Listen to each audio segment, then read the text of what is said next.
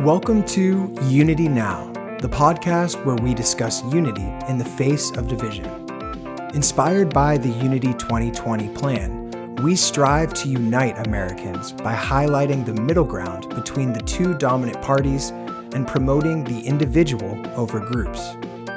Each episode, we will bring you exciting, well-informed guests and host nuanced conversations about politically charged subjects.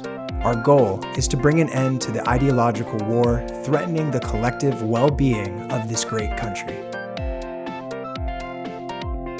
Welcome back to the podcast. I'm your host, Toby Davis, and today we welcome back Desh Amila. Desh is a filmmaker and entrepreneur. He founded This Is 42, a brand consulting and multimedia production company, among many other things. Desh brought us the film Islam and the Future of Tolerance, and we're here again to talk about his latest film, Better Left Unsaid. Welcome back, Desh. Good to be back, mate. Yeah, great to have you back. And so when we last spoke, you were here to launch that film, Better Left Unsaid, which, if I can put it into kind of my context, it's an analytical exploration of how and why the extreme left goes too far. It does get into the extreme right a little bit, but I think I've even heard you describe on other interviews and podcasts, the extreme right, and even Curt describes this, is a little maybe oversimplified in their issues where it's about racial purity most of the time. So this film does go into the nuance of the extreme left, and it's, funny or not, as I understand it, the left kind of flexed their extremism and gave you some censorship issues or big tech issues just promoting the film. Is that right? Yeah, so it's been, look, I don't know if I would categorize it the left is doing that, but here's the practical reality. This is an independently produced film, no backing from any think tanks, no backing from any partisan organization. We try to be, when I say we, myself and Curt, we try to be as neutral as possible and objective as possible. And to your point, we did put a heavier emphasis on examining the political extreme left, which is an element of my tribe, because I consider I'm in the center left, and it is unconventional when you talk about political extremism, because if you look at the landscape of documentaries, the political right has been explored in myriad of ways. The political far left has not had a similar treatment, and that's sort of the point. So right off the bat, I could say that there is a lean towards trying to explore that a little bit more. Now, this hasn't been taken well by a number of people, but that's fine. You can't satisfy everybody.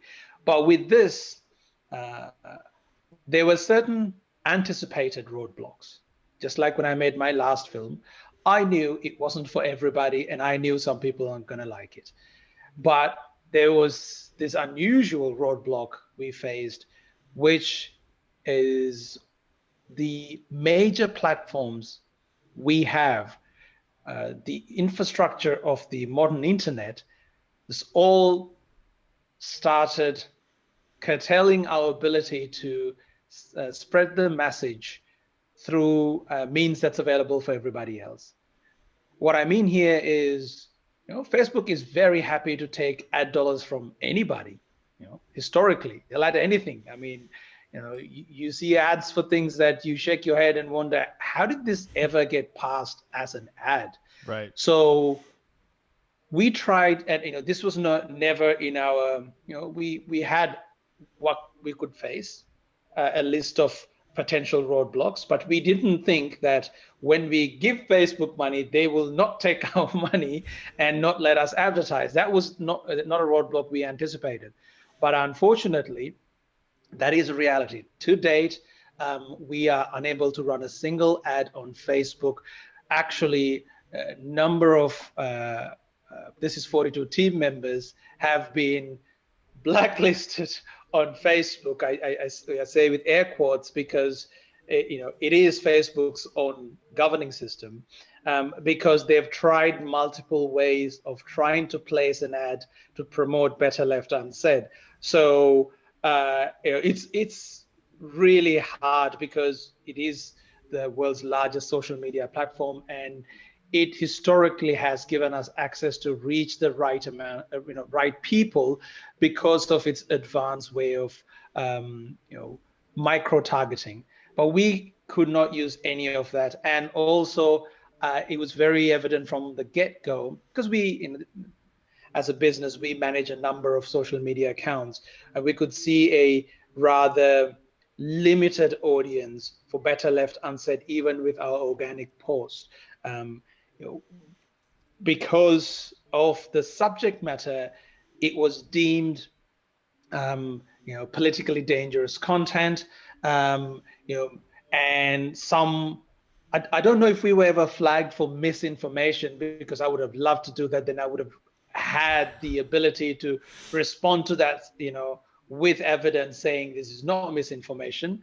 It is inconvenient information, but doesn't make it misinformation. True. But yeah, Facebook did not let us run a single ad.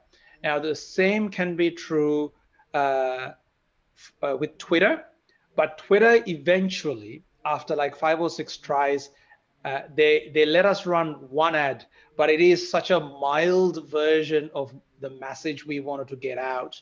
Because with advertising to people, you only have a very short window. So we need to get the message across very quickly. So that's why most ads are like 30 seconds. But we couldn't use any of our videos that they're from our film. We couldn't use certain terminology. So we had to put a bland version of the ad, which was okay. But the biggest culprit, I would say, is Google. Google blocked our ads for the longest time, AdWords and YouTube ads, but they actually gave us reasons. Their reasons were dangerous information, violent information. They had all these. After this podcast, I'll forward you some of their reasoning, and it's hilarious to see. Obviously, some of them may have been somebody who's spent. I'm hoping it was a human who did that. I think the system automatically flagged it, and then somebody viewed it and then clicked a button that they thought vaguely might fit the banning. You can clearly see they didn't spend any more than, 30 seconds on reviewing the content. And yeah, they wouldn't let us run ads. And eventually, a similar, very vague message they let us run. But because how Google AdWords work, it became very expensive. Like each click-through was costing us like $15-16, and our acquisition cost was so high. We're independent filmmakers. We're trying to get a stream at $2.99, and we were spending $18 to get that $2.99. So it was just unattainable. So we had to stop that. So that's sort of what we were up against. Wow. So that's all, huh? That's the only problem you had. Yeah, it's one of the questions. I think I heard you talk about this on the Megyn Kelly show even, but one of the questions I have is, do you think anybody who stopped your ads or blocked it on Facebook actually watched even a trailer of the film? I would be, first and foremost, I'm almost as close to 100% one can get sure that nobody watched the film.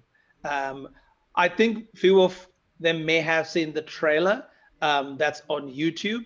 But I think but again, even that, I'm rather doubtful.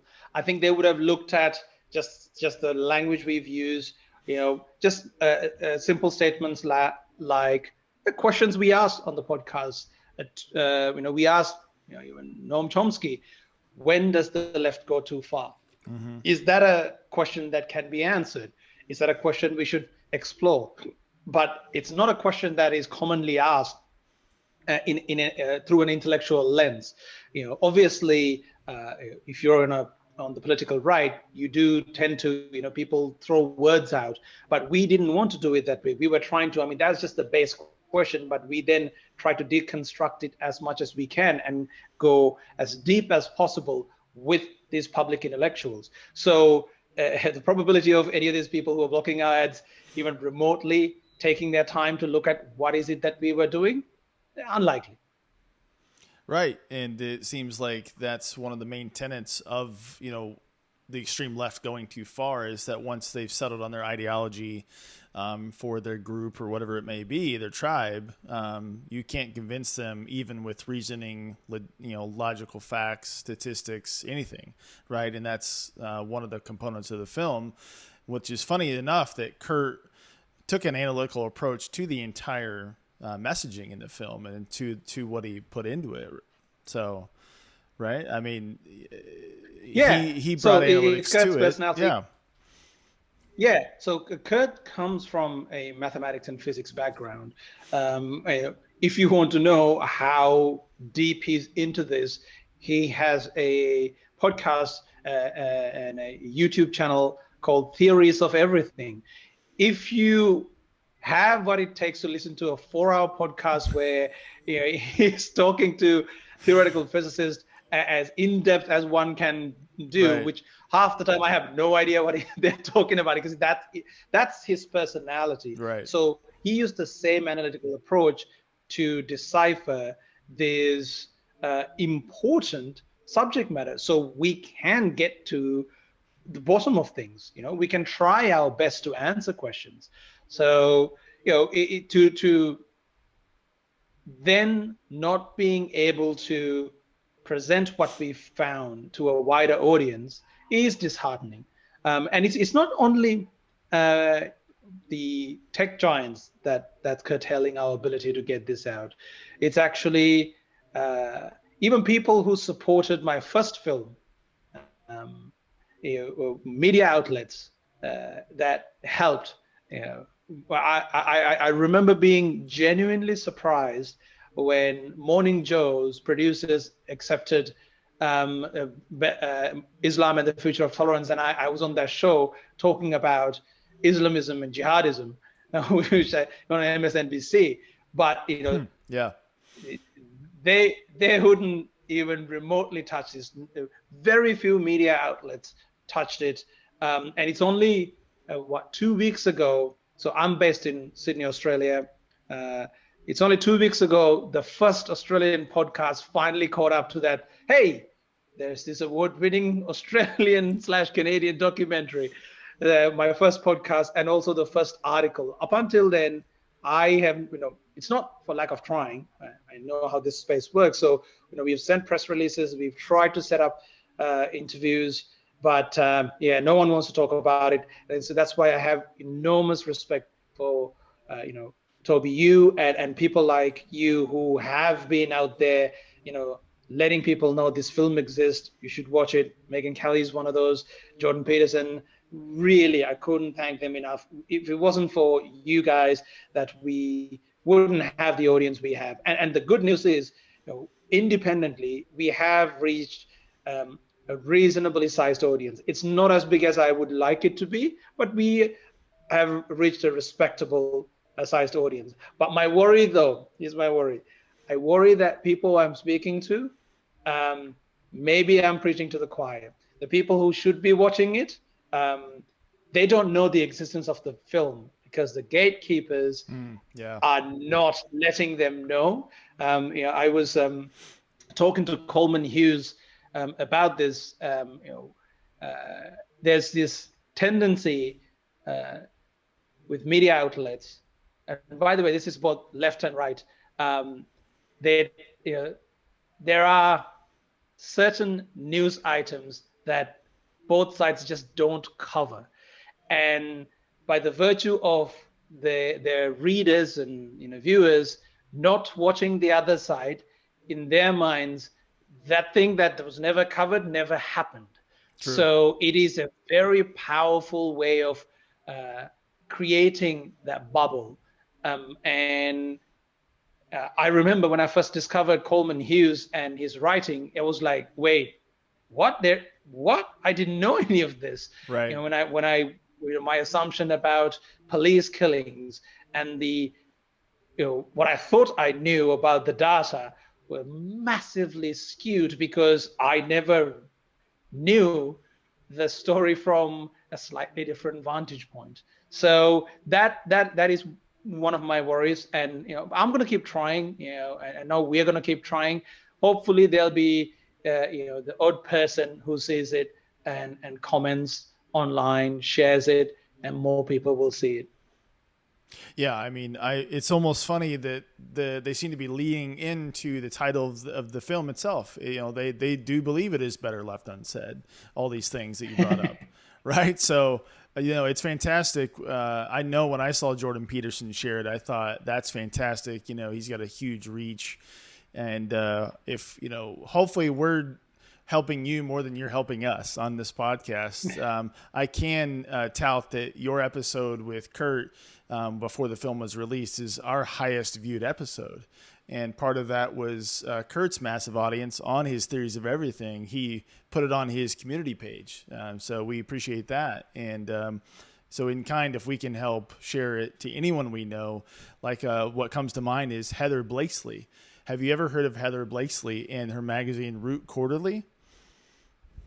I have not. I will definitely look into. And Heather. we had her on the podcast. And the only reason I bring that up is not to promote another publication, but she believes in written publication, and she releases this magazine quarterly, and they touch on topics both left and right, and they try to just tell the truth first and foremost. And hopefully she'll maybe do a feature on you guys because I believe it is that important. And but you're right. You're right. The echo chamber that we might be in right now might be proving difficult to reach those who really need to see it. That's disheartening. But tell us about the success you may have had already, though.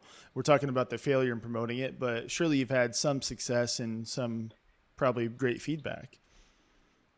Yeah. So we have had a number of podcasts that approached us, such as yourself. We've had the likes of Jordan Peterson, Megyn Kelly, Coleman Hughes, some notable public intellectuals, Michael Shermer, Steven Pinker. Some of them, they were in the film. Peter Boghossian, James Lindsay, all of those people use their social media platforms, and I'm definitely forgetting some names. They tweeted about the film. And to date, I get so many emails from people who've seen it and had this revelatory moment that they can't help but tell everyone about the film. I've seen people tagging Joe Rogans of the world saying, hey, you've got to see the film. Now, obviously, people like him get so many inquiries. It's hard for them to cut through. But the good news is, yes, we went at one point.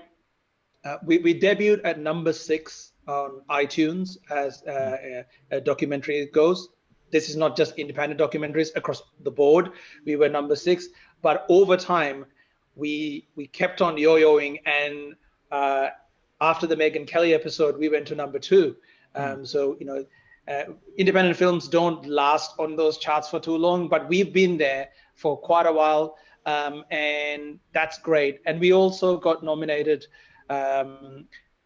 for the best international independent documentary at Anthem Festival, the 10th anniversary Anthem Film Festival, and we won it. That's one of the few film festivals that accepted us. We also got selected by FAIR Film Festival, which is run by Fair for All, a alternative to ACLU. A new organization that's been founded Bion Banting and Barry Weiss and Melissa Chan. They're all involved. So we've had some success, and I also need to mention ThinkSpot, which is a a community online, which Jordan Peterson had some involvement with. They heavily promoted the film as well. So yeah, we've had some level of success. Yeah, but not nearly enough. And if I'm not mistaken, I believe you even said on another interview that the publication company or your marketing company left you and didn't want to promote it, something like that. Yeah. So I don't want to name names, but a quite sizable and a PR company with quite a big reputation. They've promoted some pretty big Hollywood films. I was lucky enough to work with them for Islam and the Future of Tolerance. And when I was making this film, I reached out to them. They were excited. When I shared the trailer with them, they wrote saying, "Oh my God, this is such a needed film. I can't wait for it." When I showed them the film, the two founders personally wrote to me and said that this is an amazing film. We'd love to get behind it. And everything was ready to go. And I had a heavy reliance on them because they are such established players in the game. They can open doors. They're the reason why I ended up on MSNBC. So I knew they were going to open some serious doors. And then came the really big surprise. They wrote an email pretty much the day or the day before we were supposed to go live with them, saying that their team has seen the movie and the team is uncomfortable and did not want to be a part of the project, which basically, if you read into it, it's just they didn't want their team to revolt. Because I'm assuming they're relatively younger and they have a different view of what the film is all about. I don't know if they all fully watched it or they watched, one chapter of the film, but yeah, they just pulled out, and that was devastating. Wow, that's tough to hear. Yeah, it's almost like what you heard supposedly with Spotify employees who tried to revolt against the Joe Rogan coming to their platform, which obviously he's big enough that didn't have the effect that it had on you guys. So what did you do from there? Like, did you just try to promote it independently? Yeah, so that's what we're doing. We're just independently promoting. We're knocking doors. And we got very lucky with people like Megyn Kelly. I have been in the industry for a little while. When I say the industry, I've been working with public intellectuals since 2010. So I do know a few of them, but not all of them have big media platforms. So I have, because of my relatively unusual access, I managed to get to some of these doors. But some of the people that would historically respond to me didn't respond to me. And I know if I have a project that they'll agree with, they'll respond. It's just this one is not for them. But yeah, it has to be done independently. We just tried our best to do what we can with the resources we have, without the kind of connections we need.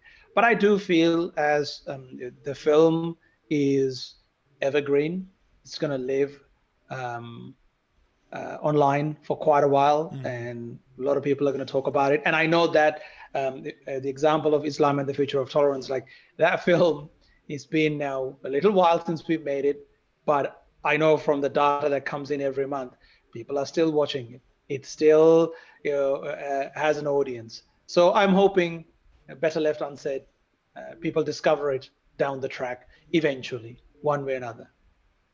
Yeah, I can tell you that I did rewatch it before speaking with you, and surprisingly enough, I was able to find it on Google's platform and buy it just like I would buy pretty much any other movie, large or small.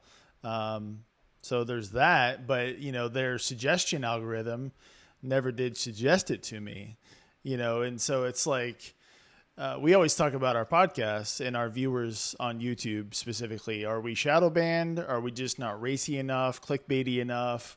It almost makes me want to put your face on this episode and say, the extreme right called out, and just to test it and see if we would get more clicks or the algorithm would hit it more. If you do that A/B test, I'll bet on it. You'll get a better click-through rate. Right. And how sad is that? I'll bet on it. Yeah. Right. It's the reality. Look, I think tech companies, I have some level of sympathy for them in the sense that they are, they run a business, right? So they knew Donald Trump, the moment the election was over, they had to change gears because they now know who's in power, who's in control of policy that passes. So they need to shift fundamentally how they operate for survival, for the profitability of the corporation. It's never going to be a simple outright them coming up saying, yep, that's what we are doing. But one can confidently hypothesize, of course it is a consideration. Of course they're going to change things. And of course the power of the social movement that, whether one like to admit it or not, the political left has historically and continue to have a very powerful social movements, and those things can hurt companies. So they tend to take the safer route. That's right. And, it's funny. We talked about it when you were on the show last time. I believe I asked you how close you thought America was to something like civil war.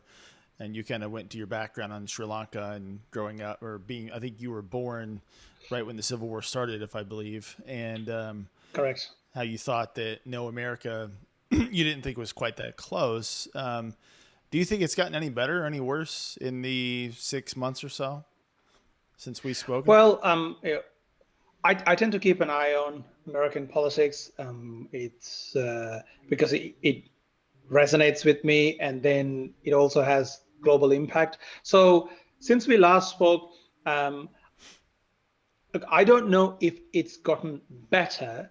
It is different now because you do not have a polarizing figure as a Donald Trump on the media as much as he used to. But then you had the debacle that is the Afghanistan war ending. And now what's happening with COVID in America, it still feels rather chaotic. There was a moment that it felt like, okay, things might change now, but I don't know if it is fully changed. I'm now trying my best to stay away from Twitter and most social media because it is a little depressing, just what I'm seeing.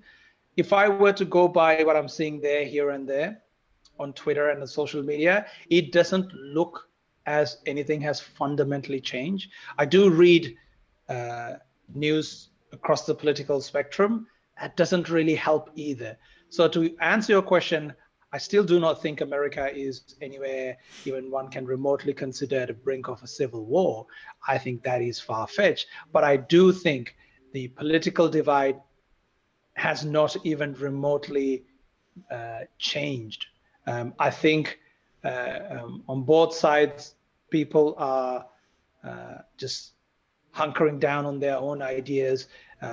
The center is an ever-shrinking place, and the ground underneath has really shifted. And people like me I would say, if I was an American citizen, I would be politically homeless right now. And that makes it rather despairing, kind of like, people aren't as hopeful as I would like them to be, because politically America feels like a bit of a quagmire. So true. And I should have prefaced before that I meant, or I should have asked about the West largely, but America is enough of a subject to tackle by itself, of course. And I was thinking about this leading up to this night. So we're recording this on September 14th, 3 days after the 20th anniversary of 9/11. And that, thinking about where we are now as a country 20 years after that, and I was 21 or so when that happened, and can, just like everybody else, can remember vividly where I was almost minute by minute as that happened. Even though I'm in Indiana and very far away, it's still like a traumatic thing in the history for me at some level, and it angers me to no avail that we have come this far and we have left that moment where we came together. And I think part of it is that we came together against a common enemy, and it showed America, or at least my generation of Americans, how to have a common enemy, how to hate that enemy to the point you wanted to destroy them. And all we've done in the past 20 years is kind of separate out and create enemies out of each other and find another common enemy to worry about, in a sense. Yeah, I think the data supports that. Americans see an enemy within the political opponent as a far greater threat than anyone outside of America. America, I mean, the joke has always been, the rest of the world, these Americans are so, in a bubble that is just America. The rest of the world doesn't exist. America is the world. But it's only gotten strangely more poignant in the last few years. Yeah. But there are two Americas, right? There's an America that has an element of patriotism and love to its country, and there is another America that feels as America is the villain in this battle. America is the evil. America is the colonizer, and there is. I always say that magic happens in the middle, right? America has a history it needs to atone for, but at the same time, America is an unusually exciting social experiment that people should be excited about. There isn't a place like America, and America as a global superpower, losing that status is going to affect the whole world. Like the Afghanistan incident shows that the effects are going to be felt years down the track. You have the Taliban now have a Islamic Emirate, right? They basically, something that they've been fighting for, they've achieved it. It may have not been through what Hollywood will depict as a war. They just wait it out. It doesn't help that how it ended was just heartbreakingly catastrophic. But what's going to happen down the track is this will embolden the jihadist and the Islamist of the world that, hey, we can get to this point. And this is the sad point we made in Islam and the Future of Tolerance, that is when certain ideas are embedded in an ideology, it's a matter of time when the extreme elements resurface. It's not that it's going to go away. I've seen people report, hopefully that Taliban is going to do X, Y, Z. It's just naivety. Taliban is the Taliban. They're not going to change. It's just not plausible. Everything they've said, they have this one caveat, which is as per Sharia, and they have an extreme interpretation, or I would argue a rather literal interpretation of what Sharia means to them. And that's not conducive to the West. Anyway, I've gone on this tangent about Afghanistan because I know a little bit about it because of my last film. Now, to your point about the West as a whole, I do think there's some real damage. Just look at the UK. It doesn't feel like UK's in a very strong position. COVID has brought it to its knees, and then Brexit hasn't made it a stronger place. I read articles so often that their import-export businesses are in a really tough place, and it's only going to get worse. This is the problem with when you look at things through one single lens. There were reasonable arguments from both sides, but each side only showed that side. There were no, one side said there's nothing wrong with if we do this. It's only going to be this utopian, moment. Both wrong, and they're going to be felt. When stronger countries go through these tumultuous times, there is a void that's created, and people. The countries that have been waiting for these opportunities. Countries have been strategizing to get the West to this point for years and years. And it feels like they got their work cut out now. So unless people in the West start seeing a more pragmatic view of the world rather than this partisan view of the world, we're not going to come out of this. The pendulum can't swing from one end to the other end. We need to come to the middle, and we need to make certain compromises. And that's the whole point of Better Left Unsaid. Right. If we don't understand the problem, we can't address it. If we can't agree on basic set of objective realities, we can't address it. And that's what this whole shadow banning or restriction of this movie and similar movies is frustrating, is because the aim here is not, as a filmmaker for me, is never really to be a millionaire out of making documentaries. From all documentary filmmakers around the world, they'll tell you, there's less than 0.001% who ever made real money out of a documentary. That doesn't really happen. So the idea here is, I wish I could put this movie out for free. All I wanted was to cover my own expenses. But it's unfortunate. There are expenses, and we don't get backing from sort of like a broadcaster or whatnot, or a philanthropist that will throw the money out. But that's one way to go about it. We could have, if we had that, we would have released the movie for free, but we can't. So anyway, bringing back to the point, yep, the West is in a precarious place, but it is up to us to point this out and hopefully shake people up and say, hey, let's stop worrying about the small stuff. Okay, there are much bigger issues at hand, and you're oblivious to it.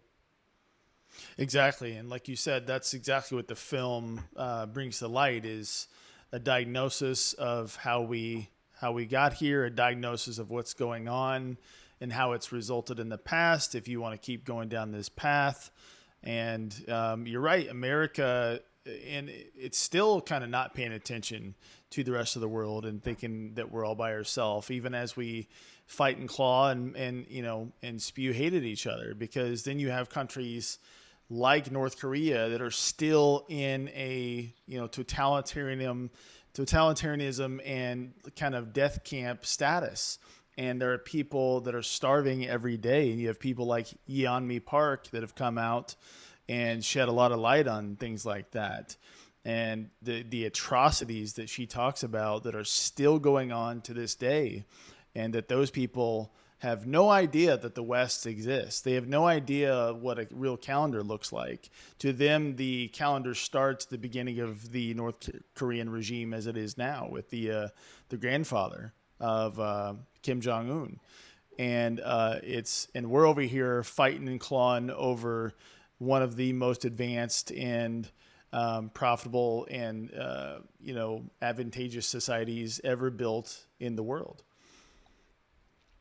I mean, it's just appalling. Yeah, I've mentioned this so many times. For me, obviously, I didn't grow up in a place like North Korea, which is just unimaginably terrible.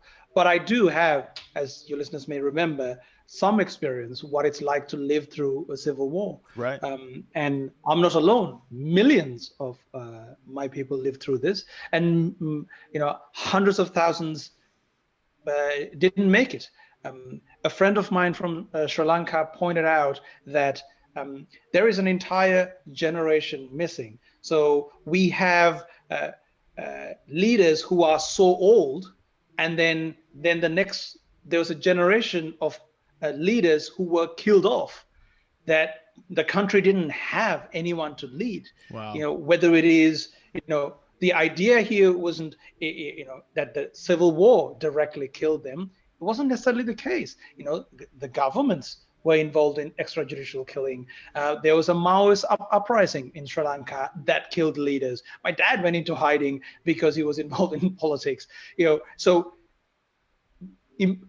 I can't even imagine anything like that even remotely happening in America or in Australia where I live. That's never going to be the case. Worrying about that, or calling the rather free society you live in and trying to draw parallels and, sort of taking words and giving it different meaning so you can actually say, okay, we are under this kind of regime. It's the old parable, right? Boy who cried wolf. No one's going to take you seriously, and there are real issues that needs to be addressed, but they're not. You can't paint them in a alarmist headline-grabbing picture. They're a bit boring. They take a long time to understand, think about, but no one has the will, really collective will in the political far left or media outlets inspired by them to really tackle this in the the mainstream, right? Because again, the landscape has changed fundamentally. They also don't have a need for it anyway. I mean, what was the let me just put one thing out there. Yeah, go ahead. As I know I said earlier that I try to stay away from Twitter these days because it's such a messy, depressing place. I logged on yesterday just to see. I haven't been here for a while, and the thing that was trending was AOC's dress. And I was looking at it going, wow, this is the most talked about subject. At that point, this little clip had like 9.4 million views, and it was posted earlier that day, and everyone was talking about it. I'm like, I mean, I get it. Sure, she wore a dress. She went to Met Gala. I mean, you can talk about the ethics and of that whole, but at the end of the day, it's performative, and she got exact. I mean, she, regardless what you think of her politics, she knows exactly what she's doing. She knows how to get social media reacting. 100%. And everyone just gave into exactly what she wanted, and it's the whole thing. Tax the rich. $30,000 entry fee, Met Gala. It's the whole thing is performative, and. Didn't Afghanistan just happen? Right. Right. Like now, this is like the ship has moved on. I'm like, okay, this is why I don't want to go on social media. It's depressing. It is really depressing. It is, and it's It's definitely not a representation of most of America or the West, for sure. And I think you and I both know that. Twitter probably represents most of the left.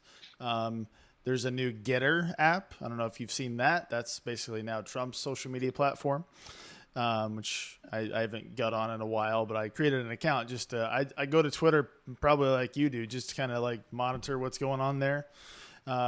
Step into that door, into that little fray and see what they're all yelling about. And, on any given Sunday in America, you can go and check that. And what's trending is all football. It's all American football, right? So obviously people have short memories, and when their little thing is going on, whether it's entertainment or it's political, and it's like you said, performative, then nobody cares about this big major thing that just happened that actually does impact our place in the world, and from now and for many, many decades to come. But we know there's some portion of the middle, but how do you reach them is the problem, right? When they're not the ones logging into these social media accounts. And like you mentioned earlier, you feel like the middle is shrinking. And that's kind of what I do feel like middle is shrinking. When you look at the sheer number of people that's on social media platforms, it's inevitable that people who want to be informed, they are being informed through partisan lens by social media. That's the business model of these platforms. And these platforms then, if you again look at the trends of, say, New York Times, they publish more opinion columns. And TV also, there's more opinion than news. When you are less informed, and when you popularize a narrative that all institutions are bad, and they all have, from one end, they are all institutionally racist, but on the other end, they're all liars. Neither of those statements are in its entirety accurate, right? But we're at a place, I saw a study, all the Western countries, America was absolutely last when it comes to trust in media. That's not a good place for anyone to be. I do think that there is a place for independent media, but they don't have an incentive to be independent anymore. I produce a number of podcasts, and we're trying our best to hold the line in the center. But if I was purely a businessman, I would have made some decisions and we would have taken a side, because there is a lot of money / eyeballs on if you're picking a side. But the long-term societal damage that comes with it is far greater. I can't in good conscience do that. But when you have shareholders to answer to, when you have profit motive, big corporations who ironically spout sort of socialist and Maoist, Marxist ideologies, ultimately they're looking at the bottom line. Yeah. Nike didn't endorse Colin Kaepernick because they really care about human rights. They know their market, they know who buys more, who has a lifetime customer value, which demographic, they played up to it. It's insane to see how not so long ago, it was about 20 years ago, when Nike tried something similar, and the political left revolt against Nike. I don't remember exactly what campaign, but there was a time where people saw through the facade. But 20 years later, a new generation praises and supports corporations for taking sides. It's just, it's anyway, coming back to the point, yes, there is very little incentive for anyone to be in the political center. The number of times people have accused me, saying that that's just a right-wing talking point, it's frustrating that it is even an argument. Right? No one holds there's no rightful honor when it comes to truth and objective truth. There are things that the political left gets wrong. There are things that the political right get right. It should be looked through a pragmatic, objective lens and see, hey, okay, does this make sense? Well, we don't have that. And I honestly there was a moment where I felt like, okay, maybe the center is getting stronger, but the incentives for people to take side, the financial incentives are far greater. I no longer see that. Some people that I thought were holding the line, they're further heading towards their own tribe. So yeah, anyway, it's depressing. Well, the film Better Left Unsaid, and if you were to talk to one individual and tell them why you made this and what you want them to get out of it, maybe somebody that is leaning extreme left, what would that be? Okay. So first and foremost, I know that little ramble earlier was very depressing, but I can assure you I'm a rational optimist. I'm generally always optimistic Truth about can be things. Depressing, yeah. Yes. So with that said, the point I want to make is this.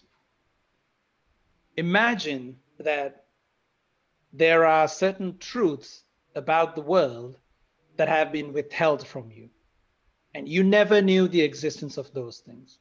Now, I have given this story before, but I like to repeat it, which is when I was living in Sri Lanka, I remember, as a little boy playing cricket at the playground, and some of our talking points were, so how many of theirs died? How many of ours died? So we're talking about LTTE, quote unquote, terrorists versus our soldiers. We were like, oh man, we got 30 of them yesterday. Only 2 of ours died. The next day we're like, man, suicide bomb, 45 of ours died. It was like a game. It was like cricket game. Like that's how we equated it. Yeah. But while all of this was happening, we bought into, because media was state controlled. So anytime, say, a BBC would do a report, the state media would say, this is foreign propaganda. None of this is true. There is absolutely no truth to this. This is the Americans or the British. And we're like, oh my God, what's wrong with the world? And I bought into a reality, which is Sri Lanka is the best place on planet Earth. There is nothing wrong with it. While quite literally suicide bombs were going around, and our freedoms have been fully curtailed. All right. As kids, we had to carry our IDs around. I didn't know any better. Right. Imagine there is a reality in the West that you don't know. You're in a bit of a bubble. And I promise you, there will be moments in this film that you'll be like, oh, that's the thing? And we're not presenting this through a lens of political talking points. We're trying to be as objective as possible. There is a philosophical underpinning, and there's a scientific reasoning behind the film. So if you are open to that, take the plunge, watch the film. Couldn't have said it better myself. Are you guys working on anything coming up, or want to save that for the next episode? Sorry, can you repeat that? You dropped out. I was going to say, are you guys working on anything coming up? Is the This Is 42 team working on anything you want to talk about, or you want to save that for the next time? Let's save that for the next time. But I can tell you this: I am working on a number of documentaries. This has really opened. It has given me some opportunities to speak to some people who have a lot more resources than I do. Great. Who luckily have seen the film.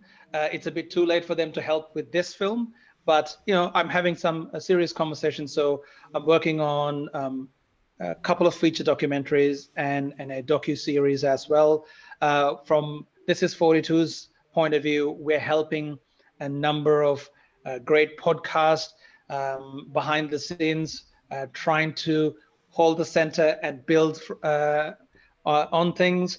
And also, we're working on a few things. It's too early to talk about, Okay. but yeah, keep an eye out. But ultimately, most things I do, I try to do this with certain level of understanding what precarious place we are in the world. So whatever I do, I want to try to help, whatever capacity I can. Well, I think it's honorable work, and people should go to thisis42.com, and I believe it's betterleftunsaidfilm.com. If I'm not That's correct. right. Okay. And then you can get it, like I said, on Google's platform, probably on YouTube and their Google TV. And what else? iTunes. Where else is it available?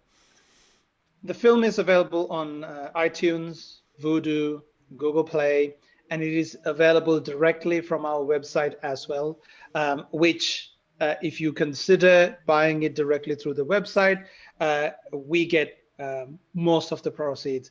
With your Googles and iTunes, they take 30%, and then the aggregator takes another 20%, so we only get half. But that's okay. Whichever's easier for you, at the end of the day, watch it. That's my main thing. Fair enough. So we'll put the link to the website only on our YouTube description and episode description. So everybody go watch the film, become an individual, leave your bubble just for once. And that's all we have. So Desh Amila, thanks for joining us. Thanks, Toby. Really appreciate you bringing me back on the podcast. Yeah, thanks so much. And we'll talk to you soon. Thank you for watching the Unity Now podcast. We'll be back with another conversation that highlights the political middle ground to unite Americans and end the ideological war. In the meantime, we'd love to hear from you. Please comment below and hit that subscribe button.